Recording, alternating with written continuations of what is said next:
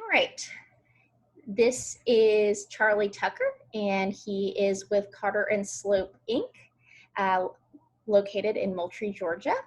Mr. Tucker began his professional career with Carter and Sloope in 2008 after graduating from the University of Georgia with a degree of Bachelor of Science in Agricultural Engineering. Mr. Tucker earned his license as a professional engineer with the state of Georgia in 2013. He is also licensed with the state of Georgia as a Level 2 certified design professional for the design of erosion, sedimentation, and pollution control plans. As a project engineer, Mr. Tucker supervises the Carter and Sloope, Inc. Moultrie office staff on various projects throughout Georgia. Mr. Tucker currently consults with clients to plan system improvements, design of project plans, production of specifications, acquisition of permit approvals, contract administration, construction review, and developing funding application. Mr. Tucker has experience in the design and construction review of a variety of projects in the civil and environmental engineering disciplines. Mr. Tucker has been involved in all phases of these types of projects, including the funding strategies for needed improvements, funding sources that Mr. Tucker has worked with include USDA Rural Development, Georgia Environmental Finance Authority programs, Department of Community Affairs, which include community development block grants, One Georgia Authority, and immediate threat and danger programs, Georgia Department of Transportation, which include transportation enhancement activity, utility aid, and multimodal safety and access programs, and Georgia Transportation Infrastructure Bank and the Economic Development Administration. The following is an abbreviated list of Mr. Tucker's areas of expertise: water distribution systems, elevated water storage, water waste collection systems, brownfield wastewater treatment renovations, land application systems, wastewater pumping systems, stormwater collection, road and sidewalk infrastructure, and erosion control plans. Thank you so much for joining us today.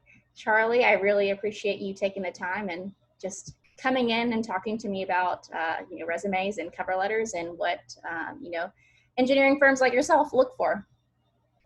Well, thank you for having me. It's my pleasure to be here. So, thank you. Did I leave anything out? Because you have like a hefty list of things that you. Yeah, that's you didn't have to read all of that. That's more than enough. Okay. All right. So let's just go ahead and dive right in. So one of the first assignments that I had our class do is we developed resumes and cover letters. A lot of the students have already a lot of experience in co-ops in their own respective engineering fields, as well as other internships. Resumes, of course, are something that they are familiar with and that they've developed over a long period of time too. Some of the resumes I've seen are actually absolutely incredible. But as someone, such as yourself, who is an office manager, who does come across resumes quite frequently, what is the first thing that you really look for in a resume and why? So, I think there's a couple of answers to the first thing you look at. The first thing that jumps off the page when you open it is this organized in a neat, legible way? Meaning, is the use of format and fonts, underline, italics, are those things used in a coherent way that I can understand what I'm looking at, and it's not a disorganized, chaotic looking thing? Because if it's that, I'm just going to put it to the side. But if I can make sense of to what I'm looking at without a whole lot of effort, because you do get several of these and you want to get to the point, then you start to look at, okay, when is somebody graduating? What's their degree field in? Engineering specifically covers a whole lot of disciplines, and so I'm looking for the ones that are going to relate to what we do. And so that's kind of one of the first things as far as information within the resume that I do look for. And then you can take a pile of resumes and just really eliminate quite a few off the list because they're not They're not organized in a way that's going to make sense to me, and they're not relevant to my particular application. So Okay. those will be the first things we look at. Okay. So design layout is something that's obviously really important, it sounds like. So when something is disorganized, what does that tell you about not only the resume, but also possibly the person who may have turned that in? Like, does that read off a certain way to you? Or what does that tell you about maybe that person and who they are? Certainly. So the impression that it makes upon me, if you're sending this resume to me to introduce yourself to me and to put your best foot forward in an effort to be hired in comparison to everyone else that's submitting it. And if you're not going to take the time and the effort to make it presentable and professional looking, then that just says to me either you don't care, and I don't want to hire someone that doesn't care, or your training has just not, you've gotten through your classes somehow without really getting the info you need, and you don't know what you're doing. And I don't want that either, because that's going to mean we have to invest so much time to bring you up to speed that's a waste on our part. So that's really what that says. Either you don't care or you're just not ready, and neither one of those are going to work out. Okay. I think that's really interesting that you can read all of that from just an outline of how someone presents a document to you. And the other thing I think that it really speaks to is, and this is huge in the consulting, the particular field I'm in is consulting engineering, is effectiveness and communication has to be there to be a successful consultant. And if you can't effectively communicate on a resume who you are, that's going to pose problems with you effectively communicating as a consultant. And so that's why that structured, organized resume says a lot when you open it up and start to look and consider applicants. That sounds great. Yeah, I mean, I think that's something that we definitely try to discuss in the class, is that, you don't want to come across as someone who is lazy or irresponsible or uncaring. And part of it starts off with just the presentation. It can say a lot about you, and you don't want you don't want to be in that pile where it doesn't even get read. That's right. Well, and on our end, you advertise for a job position and you get 30 resumes and you only have one position to hire, and all you're doing is looking at paperwork. And honestly, in engineering, I know what classes you've taken for the most part, because I took them when I was in school. So there's not a whole lot of separation in those types of things. And so what's left to really separate, because I don't have time to interview 30 people. I have to cull the list somehow. And so that neatness is a very quick way to cull that list down and dive into who you want to get to know better. Right. That's great.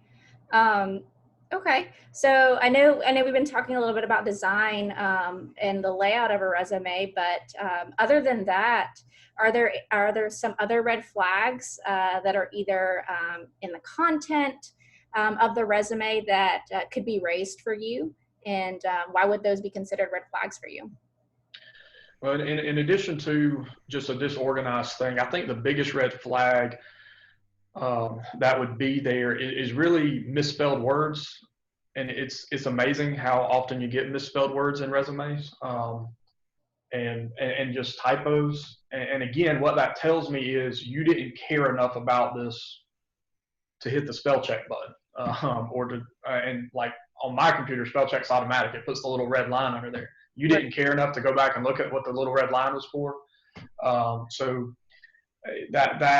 those are the, I guess, pet peeves that, I'm going to move on from that resume if you couldn't get your spelling correct on this. Mm-hmm. Okay. So definitely editing and revising your resume is certainly really, really important. How many times would you recommend that someone looks over their resume? I would honestly look over it every time before you submit. If you're submitting for a new application, before you submit that, look at it, make sure it's up to date, particularly as you advance your career. As an entry level person, it's one thing. You're going to get it right, and you might be applying to dozens of places to try and get the job. So starting right out of school. So you need to look at it and then start that application process. And then as you advance in your career, you're going to gain new skills, gain new experience, and that's where you need to start adding that into your resume to make yourself more attractive of a candidate and stand out compared to your peers that would be applying for it. And I think that would be, probably a lot of students maybe had a resume for a scholarship application when they were just out of high school. And so you might be referencing some middle school accomplishments. Well, when I'm hiring you for the job, I don't really care about your middle school accomplishments anymore. Right. That's a long time ago. So you can delete that and just put the pertinent stuff that's most relevant. And I see a lot of entry-level applicants don't include any high school information. And I would say if you had some strong high school, if you graduated top of your class, top 5, whatever, got some scholarships, I would include that. I think a lot of people leave that out. And I'm not sure why, but that does speak to the history of what you've been doing as a person. So. Okay. So definitely some honorable mentions that you may have had or achievements in high school is okay to have on your resume as an entry. I think so. Okay. I agree. Yeah. Okay. And I know that you mentioned when we were talking about our first question that you do look for dates of things. Is that something important that you would take into consideration, is making sure that the dates are located somewhere very visible and upfront on the resume? Sure. And I get where I was looking with the dates is like the date you're graduating from college or you have graduated from college, that specifically. And what you end up, several companies, we've used this in the past, like a resume site. Some of the different colleges have their own like purple briefcase, handshake, and you end up getting this large number of resumes. And some of the students have put it in there and they're still not going to graduate for 2 years from college. And maybe they're looking more for an internship like program. Whereas I'm looking to hire someone to work full time right now that's going to graduate, at the end of this current semester. So if I can readily identify where you're going to when you're going to graduate, that helps me kind of determine if you're eligible for my position or not. And if I don't know if that's missing, then I'm probably not going to do the legwork to figure it out if I do have others that have told me already. Okay. I think that makes a lot of sense. What about, work experience as far as dates go? If there is maybe a significant, gap in some years, what do you tell those people who may feel a little insecure or may not have any co-op or internship experience that they can't even put on there, so they don't have any of those years to back them up? Sure, and that is one thing we look at is work experience and internships, co-ops, and there's real value in that. But understandably, not everyone has the ability to do that. Maybe you've had to take just classes and were overloaded for whatever reason, and there's different reasons. And what I would say is address that in the cover letter. And I think every resume should have a cover letter. I get a lot of resumes that don't have a cover letter, but I think having that in the cover letter, and if you were working and then you spent 2 years not working and then you started working again, just put a little section in your cover letter, stating, just filling that void in, so that I don't have to try and read anything into it. And most, I think, people in my position, particularly when you're looking at entry level people that are graduating, understand why there might be some of those gaps. Maybe you needed to catch up on some classes, and so you were overloaded and couldn't balance all of those things. But and not having work experience is not the end of the world. But I think you can speak to that a little bit in the cover letter. And I think if you don't have work experience, you probably have experience in something else, be it some sort of extracurricular, I guess would be the term for it.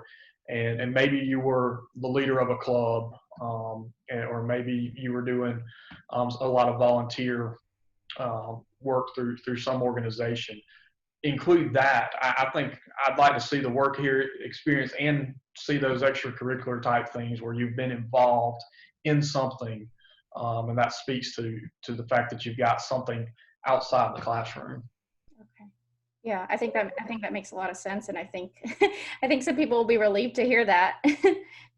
Sure. Well, and the classwork's hard. I mean, if you go to a reputable college, it's hard, so it's not always the easiest thing to balance all of those things. But and particularly if you're trying to get done in 4 years versus 5 or 6 years, so that it's certainly explainable.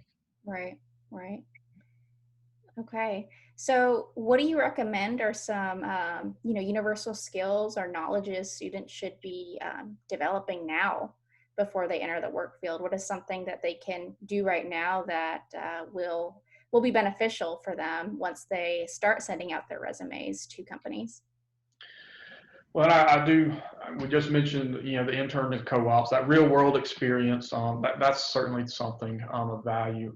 Beyond that, too, I think a speech type class is a key thing. Again, it brings to effective communication, and I think particularly in the engineering world, some of us are very calculated oriented, and the math part of it, and the speech side of things is not always there. And speaking in a consulting background, you've got to be able to communicate with that client. Now, in some disciplines, that might not be as important, but I mean, you've got to be able to communicate with your stakeholders, where you can understand effectively what they want done and solve their problem, as opposed to misunderstanding what they want done and solving your own problem that they're not even interested in. And people do that at times, and that severs relationships and costs money. So effective communication skills on the listening side, and then being able to effectively communicate your position as far as leading a client in the decision-making process so they understand things. That's very important.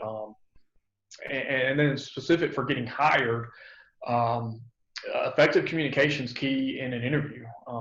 You'll call resumes and you'll get past that point, and then you start to bring people in, and more than likely you're going to bring more than one person in, and that interview is a short period of time to try and get to make this impression on whoever's going to make the hiring process, and they're going to compare you to the other people. So how you present, that professional presentation is key, and you get some of that through some of the speech classes, or practice interview type things.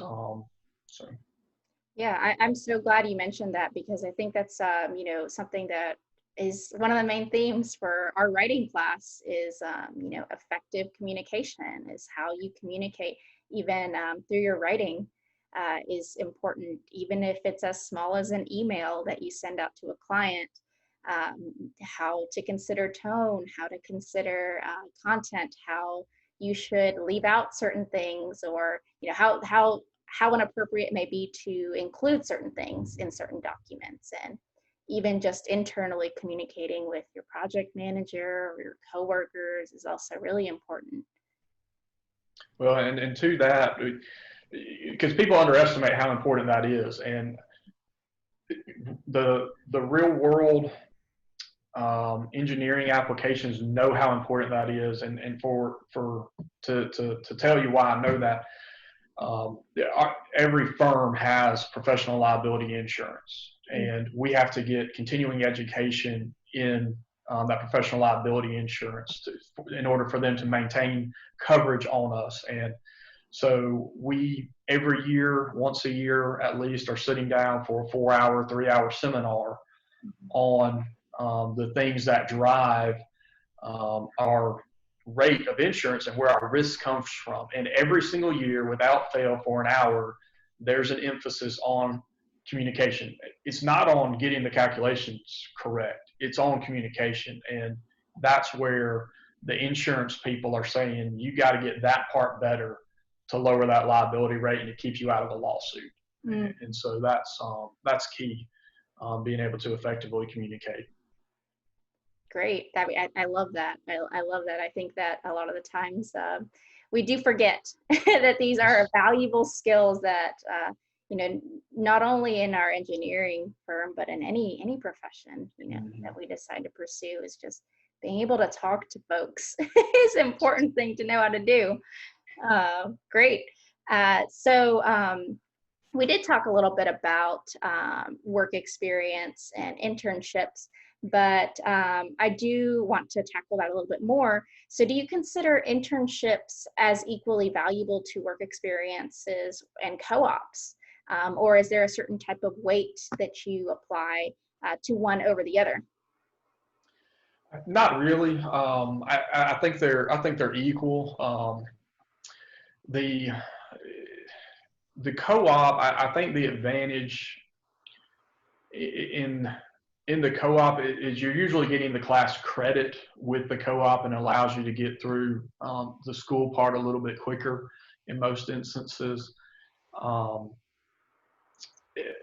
But the internship, what that tells, if you've carried on an internship maybe while you were in class, that tells me you can balance working and class. So maybe you got a little bit more in depth with your co-op as far as the work of the position, and so you've got some value there. But I think they're equal, and again, I think work experience period is a good thing. One of the last individuals we hired here didn't have any co-op or internship.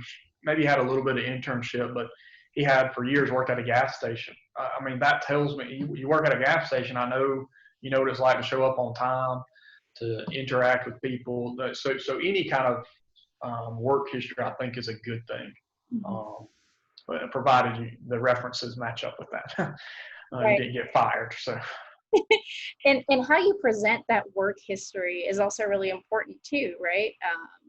What type of maybe skills or tasks you were in charge of, how you present those, and what the job that you're applying to, such as your firm, would consider as valuable, important is really important for you to know how to communicate effectively too, right? Absolutely. And so some of the better resumes I think I've seen regarding that, maybe they're organized where they have the company they worked at or interned at, the dates they were there, and then just a one or two sentences of what responsibilities they had, what their day-to-day was. And it can be really short and concise, and it should be on a resume.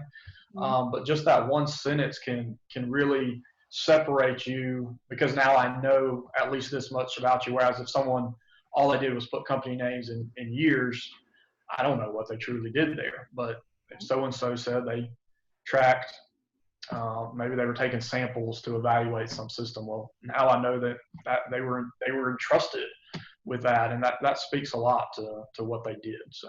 Mm-hmm. And there's certainly a way, when you start writing out those skills or those experiences that you had under those jobs, do you find that there has to be a happy middle when you communicate those? Like, you don't want to be too broad and generalized to where like it seems very ambiguous to what you did at that job, but you also don't want to be maybe entirely too specific to what you did, to where it might be read off as, okay, this person only knows how to do one or two things, but you want to kind of try to find a happy middle. Would you agree on that, or would you rather prefer something a little bit more specific or maybe more generalized? No, I agree with you. I think that middle of the road approach is the best option. Don't have nothing there. Don't be completely vague. And then, but yeah, if you've gotten into too much detail, that's not necessary. It's just not necessary, because if there's something, if you want it to intrigue me, is really what you want it to do. And because if I read it and it's intriguing, then I want to have an interview with you and ask you more about it. So leaving a little bit vague in there so that I'm inclined to ask you about it and want to ask you about it, I think it's a good thing. Okay. I like that. I like that. Always thinking about who's reading it and Mm-hmm. wanting to intrigue that reader. I think that's Right. great. So let's move on a little bit to cover letters for this last question. So how, you said that you you always would recommend having a cover letter with every resume that you, for whatever job you apply for. So how would you qualify a good cover letter, and what types of things do you look for or expect? Sure. So I think a cover letter should be a cover. It should be one page. I don't want your life history, but that one letter. And the thing that really speaks to me is this is your chance to really kind of say some things unique about you. I mean, your resume needs to have what you graduated in. It needs to have your work history. It needs to have your extracurriculars, your GPA, and everybody's going to have that. And particularly at the entry level, going out of college into the job field, most people are going to have about the same things there. Everybody's taking the same classes to get to that degree. So there's not a whole ton of separation. You're separating based on the things we've talked about, sloppy formatting or some of those things. And so that cover letter really is an opportunity for you to tell me something about you that's not in the typical resume format, and make it personal, and speak to what your outlook and goals are. Maybe you have this real desire to travel the world. That's fine to put in there, and that tells me that it kind of tells me a little bit about your personality and some of the things you like to do. And maybe you're just very passionate about whatever. Put that in there, because and part of the reason you would want to do that, and you would want me to know you, is you may, for instance, be someone that works best and has the most fulfillment in a team working environment where you are engaged with other people constantly, and would be miserable if you were put in the corner of a room and just dumped stuff on and never communicated with anybody else. Some people are the exact opposite. They would be nervous working in a team, and they want to be put in that corner and just being able to focus and driven on the one thing. And so if you can communicate a little bit about yourself, your strengths, how you think you work best, that's going to tell the employer if they're a good fit for you, and I'll give the potential for you to interview with the places that'll be most fulfilling to you. Whereas if you leave some of that information out, you might be interviewing with people that have no real intention of putting you in a position that would actually be something you want to be in for an extended period of time. So the personal things, if you're a real spiritual person, including that, if you're real involved in volunteerism, those sorts of things. If you're and maybe you just want to be a homebody, I mean, that's fine. Just tell who you are, and that's what I'm looking for in there. Mm-hmm. And I think some of your personal values are a great thing. I mean, I do that in my personal resume. These are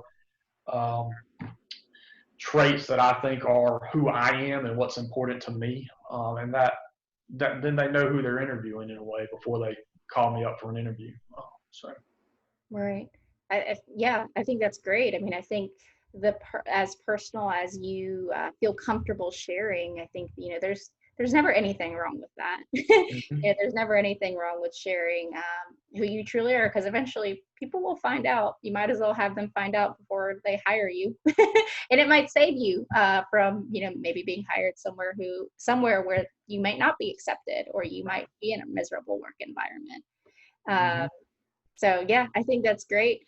So you did mention a little bit of like mechanics and spelling errors. So I just wanted to reiterate that you do evaluate the writing of the person during this stage. And I think that there is, I guess, like organization wise, for a cover letter, what do you really expect to see? I mean, I know some cover letters can jump from point to point to point and not really have a cohesive or concise flow to it. or maybe even a theme to what they want to get across. Are those things that you look for and consider too? Or do you prefer like having 5 different things jumping from place to place in a cover letter? Absolutely. The proper grammar, that needs to be there, because again, that tells me you care and it tells me you can communicate. And as long as when we're reading your cover letter, I want to be able to see that you can structure paragraphs correctly. I don't want to see one sentence that's a half a page long. You're just not supposed to write that way. So, the technical aspects of writing, if they're lacking, that's not going to be considered nearly as strong as a cover letter that is technically sound. Because the point of being technically sound is it helps aid effective communication. So that all goes in, and that cover letter is really, the resume itself has to effectively communicate, but that cover letter takes it another step further, and that's really going to show me that you can write and express thoughts, express opinions in that writing. And if that's lacking in technical qualities, or is disorganized, then that's going to pose a problem. So. Okay. Yeah, I think that makes a lot of sense. I think that I like how you said that cover letter takes it one step further than the resume. I think that makes a lot of sense, and I like how you put it that way. I feel strongly enough to say, if you can't effectively write a letter, you'd be better off with just a resume with no cover letter. So definitely something we got to learn how to do today. Yes, you need to learn how to do your cover letter. Yeah. Okay. Charlie, those are all the questions that I have for you. Do you have anything else that you would like to, share that we didn't get to, or any last minute thoughts or advice to my students? Sure. I would say, with resumes, I think, there's with the professional aspect of it, there's a real trend with some colleges I've noticed versus other colleges of putting your picture in the resume, and that can be done very smartly and improve your resume. It can also be done very silly looking and make me discount it. So I don't think it's necessary to have your personal picture, but if you do add it, just make sure you add it in a smart way, where it's done and it looks professionally.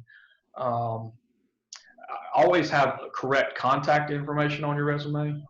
That's very important, so that you can be followed up with accurately. So make sure you're putting a good phone number or a good email, an email that you're actually going to check. That's not just going to go and sit there for a month before you look back into it. And I would say, everybody has a junk folder set up with their email, and as you're looking for jobs, you ought to check that junk email to make sure, that whatever email program you're using didn't assign a response back into there.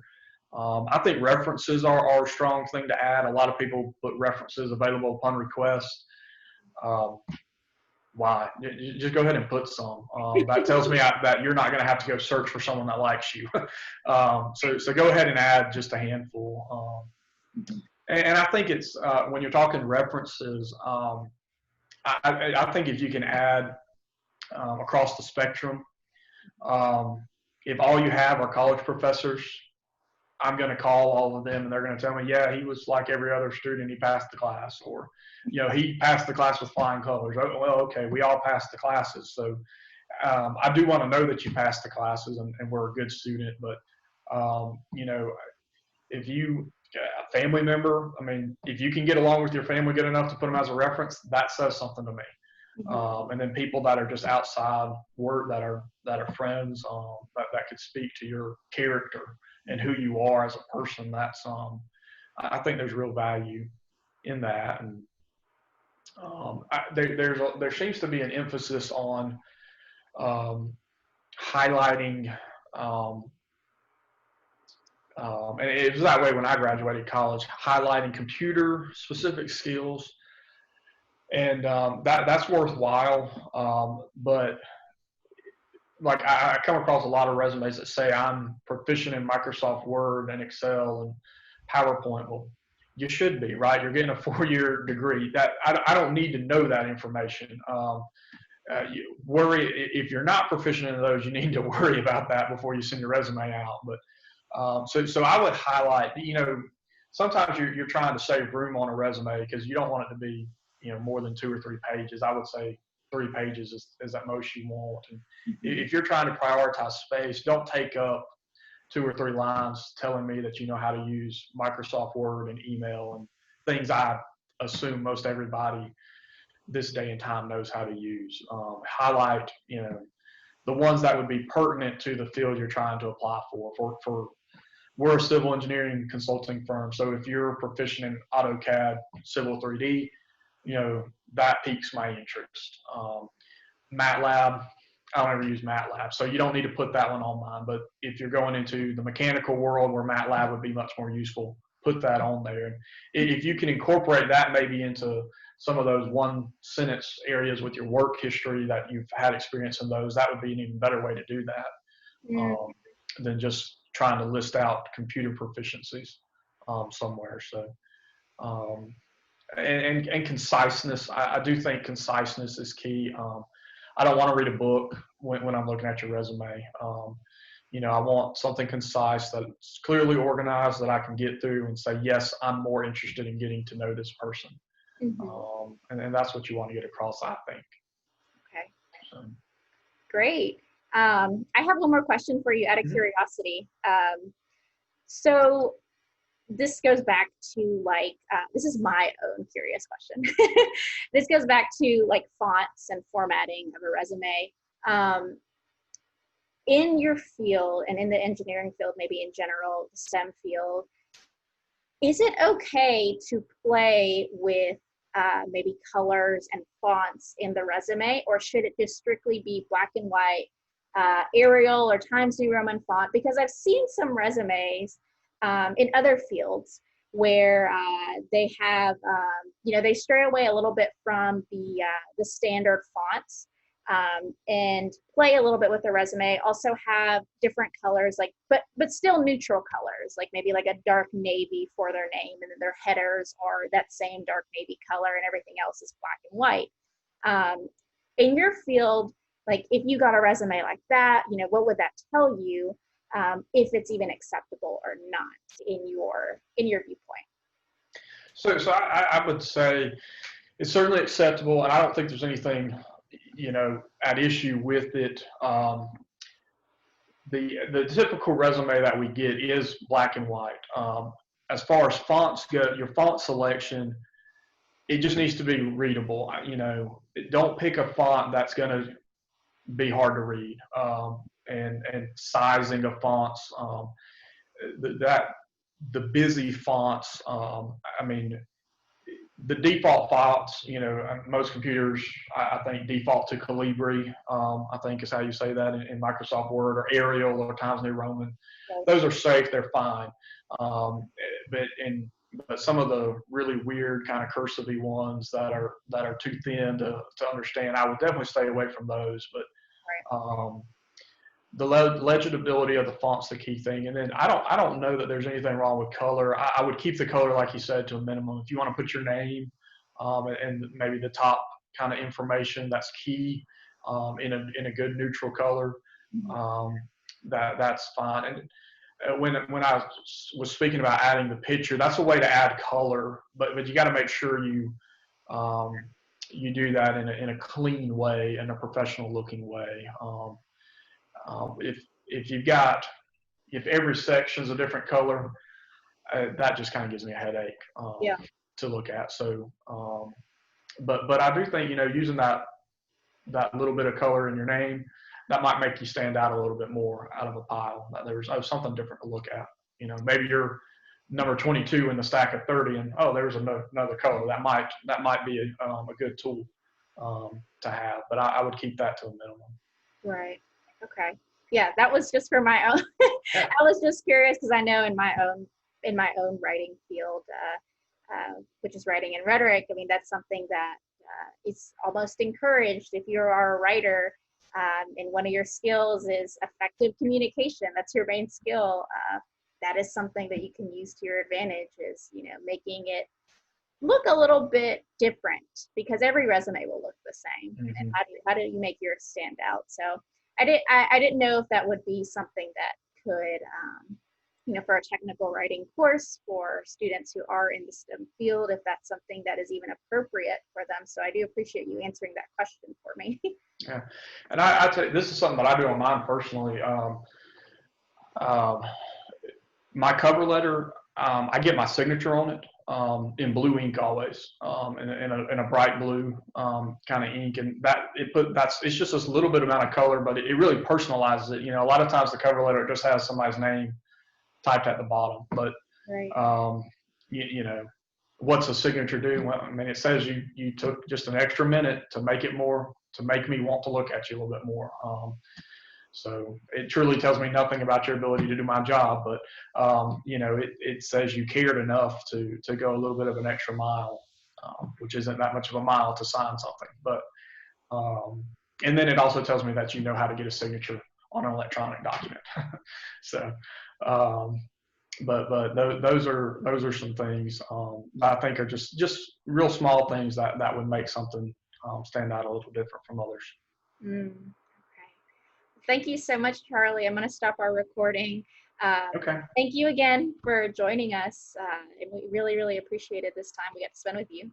Absolutely. And let me add one more thing I just thought of as we were talking about that. In the cover letter, if you, like, for instance, if you're applying to Carter and Sloope, if you can take the time to look at Carter and Sloope's website, know who we are, and then within your cover letter, get our name typed and spelled correctly, and relate something that you've already done to what we do, that's a big deal. You know, that's, again, it shows that you're just taking the extra effort to connect with something, to take the time to investigate and to know who you're applying to, and that means something. So. Of course, yeah, that's definitely something that we stressed out in this class is, you know, when you look at a project, well, our class is working with community partners in the Boston area, and they were given project descriptions for each of those partners, and they're able to apply which project they want to work on for the rest of the semester. And so we really stressed that when you look at a project description or a job call, it'll give you hints to what your expectations will be for the job, to maybe what that company values, to what that position will value. And you also have to look at the website, and that'll give you even more information about what the company values and their missions, and even sometimes what projects they've recently completed, that you can say that you've done something similar, that you can, you know, just really think about structuring your resume and structuring your cover letter to reflect, I've read and I know what your company is about, and these are the ways that I can fit in it. Yeah, I think that's great advice. Yeah. Thank you so much, Charlie. Well, you're welcome, and thank y'all, and good luck to the students, and I hope y'all have good careers ahead of you. Thanks. Mm-hmm.